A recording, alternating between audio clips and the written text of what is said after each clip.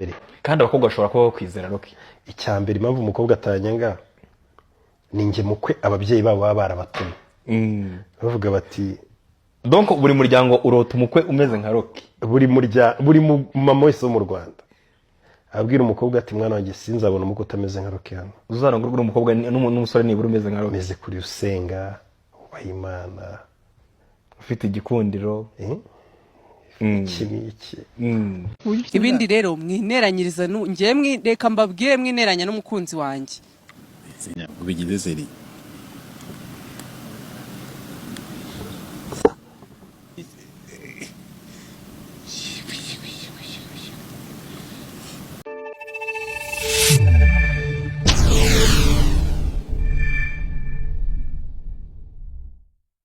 ndabasuje ndetse mbahaye ikaze hano kuri Shadow TV. Ni byinshi rero byakomeje kugenda bivugwa nyuma y'ikiganiro Titi Brown yakoreye kwa Irene mu minsi yashize, ngira ngo nibwo benshi bakomeje kugenda bikoma nyambo bavuga bati yababaje undi musore. Ni byinshi byagiye bigenda bivugwa, ndetse ngira ngo abakoresha imbuga nkoranyambaga cyane cyane TikTok ndetse na za Facebook mwagiye mubona amakomantere yagiye ashyirwa ku kiganiro Titi Brown yakoreye kwa Irene avuga ko yababajwe n'uyu nyambo.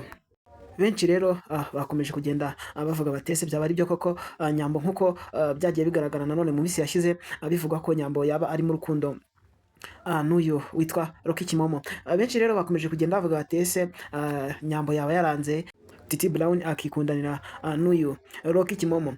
Ni ibintu rero Rocky Kimomo nawe nyir'ubwite yitangarije yavuze ko ntago bikunda kubaho ko abakobwa bamwanga nkuko yabyitangarije mu kiganiro yakoreye kuri TV ya Isimbi. Hanyuma rero nyuma y'ibyo ngibyo benshi bakomeje kugenda nanone bagaruka bavuga bati se mu by'ukuri nkuko byagiye bicicikana ku mbuga nkoranyambaga Rocky ndetse na Nyambo byagiye bivugwa cyane bivuga ko bakundanye, ndetse ibintu bose basa nkaho bagiye baca ku ruhande ntibashaka kubivugaho cyane. Gusa nanone bamwe mu basesenguzi bagiye babaza Nyambo rimwe na rimwe akagenda asa nk'uwivamo ariko ntaze kubyerura cyane. Gusa ibyo nanone byabaye nk'ibigarukaho nyuma y'ikiganiro Titi Brown yakoreye kwa Irene mu minsi yashize, aho yavuze ko yababajwe n'urukundo cyangwa se yababajwe n'uwitwa Nyambo. Abantu mu by'ukuri batubeshye ko cyangwa se batwijeje ko ari ababesto, gusa Titi Brown nk'uko we yabyivugiye yavuze ko bari mu rukundo. Nyuma y'ibyo ngibyo rero byakomeje kugenda bivugwa cyane cyangwa se byakomeje kugenda bigarukaho n'abantu benshi bavuga bati ese tuzizera iki kuri nukuhe hagati y'aba bitana ko ari amakapo cyangwa se bakundana, ariko byaba ari byo cyangwa se byaba atari byo. Mu by'ukuri rero mu makuru dufite ndetse dukesha ibinyamakuru bitandukanye, Rocky ndetse na Nyambo ni abantu basa nkaho bagira privacy cyangwa se badakunda gushyira ibintu byabo hanze, akaba ari nayo mpamvu rero tudakunda guhita duhamya neza ko baba bari mu rukundo. Gusa nanone bibaye ari byo byaba ari ibintu byiza, byaba ari ibintu by'agaciro. Nanone kandi uyu Titi Brown nawe nkuko mwagiye mubikurikirana kenshi, Titi nawe ni umuntu udakunda gushyira privacy ye hanze cyane, akaba ari nabyo rero dushingiraho tuvuga ko akenshi bimwe mu bigenda bibavugwaho aba ari ibihuha cyangwa se aba ari amakuru atari ukuri. Hagati aho rero nge ikibazo nabaza, ese mwe mubona ari Titi ndetse na Nyambo cyangwa se ari kapo ya Rocky Kimomo ndetse na Nyambo ari ihe kapo yaba ibirimo neza cyangwa se ari ihe kapo yaba iberewe, ari ihe kapo yajya iduha vibe by'umwihariko hano mu Rwanda ndetse by'umwihariko nanone muri entertainment inyarwanda?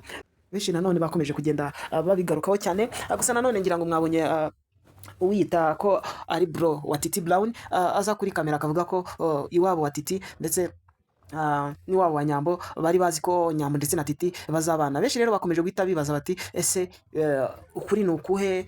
Nyambo ko ntacyo abivugaho, ese ibintu bihagaze bite? Nyambo rero yaje gukora ikiganiro gito abivugaho. Nyambo yavuze ko mu by'ukuri umukunzi we atari hano mu gihugu cy'u Rwanda, umukunzi we aba mu gihugu cyo hanze, abenshi bakunda kubita aba diaspora. Benshi rero nanone nibwo bahise bagaruka baravuga bati uri Rocky ndetse uri na Titi muri abo bose nta numwe yakundaga. Ni ibintu nanone byahise bisa nkaho bishyize abantu muri dilema, baravuga bati ese abastari bacu bagiye kujya badohoza mu gakino. So hagati aho rero nkuko nyir'ubwite yaje kubyitangariza, Nyambo nkuko yabyivugiye bivuze ko hagati ya Rocky ndetse na Titi nta numwe muri bo, nta numwe bafitanye relationship, gusa bashobora guhura bakaganira nk'abantu bahagarariye entertainment nyarwanda cyangwa se nk'abantu b'ibyamamare.